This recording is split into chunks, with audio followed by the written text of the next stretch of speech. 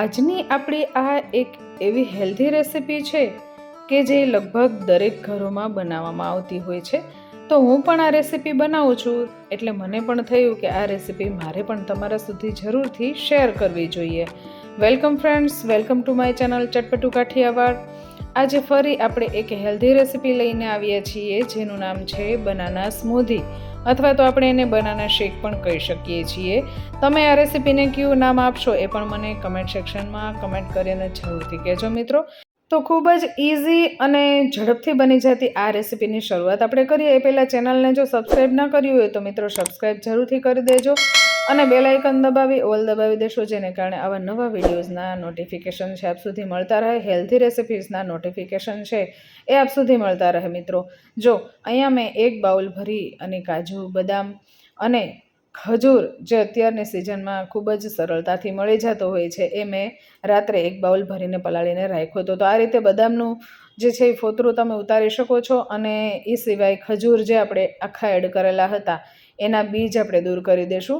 હું જનરલી બદામની છાલ આ રીતે પાડતી નથી, પણ તમને બતાવવા માટે કે ભાઈ આ બધી સામગ્રી છે મેં રાત્રે પલાળી દીધેલી હતી અને એકદમ સરસ રીતે પલળી ગયેલી બધી જ સામગ્રી જે છે, અને ઝડપથી જો આપણે એના ઠળિયા પણ દૂર કરી દીધેલા છે, અને પલાળવામાં જે લીધેલું પાણી છે એ પાણીની સાથે જ આપણે કાજુ, બદામ અને ખજૂરને ત્રણેયને મિક્સિંગ બાઉલમાં લઈ લેવાનું છે અને અધકચરું પહેલાં આપણે એને ક્રશ કરી લેવાનું છે.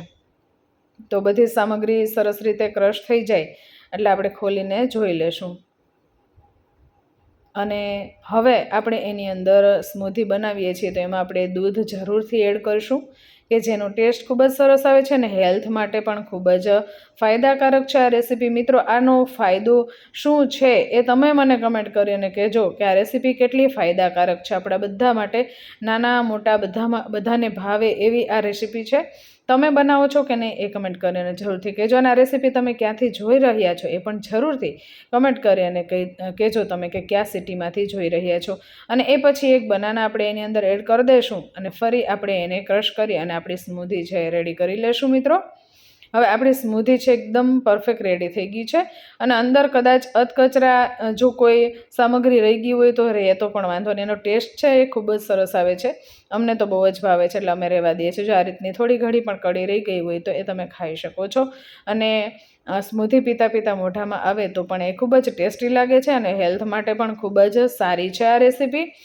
તો હેલ્થ બેનિફિટ્સ તમે મને કમેન્ટ સેક્શનમાં જરૂરથી કહેજો મિત્રો, અને મને પણ ખ્યાલ આવે કે આ રેસિપી છે એ આપણા હેલ્થ માટે કેટલી ફાયદાકારક છે.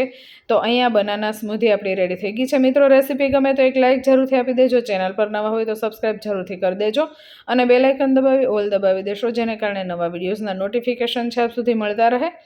અને આ બનાના શેકની રેસિપી જો તમને ગમી હોય તો તમારા ફ્રેન્ડ સર્કલ્સ અને ફેમિલી ગ્રુપ્સમાં રેસિપીને શેર પણ જરૂરથી કરી દેજો.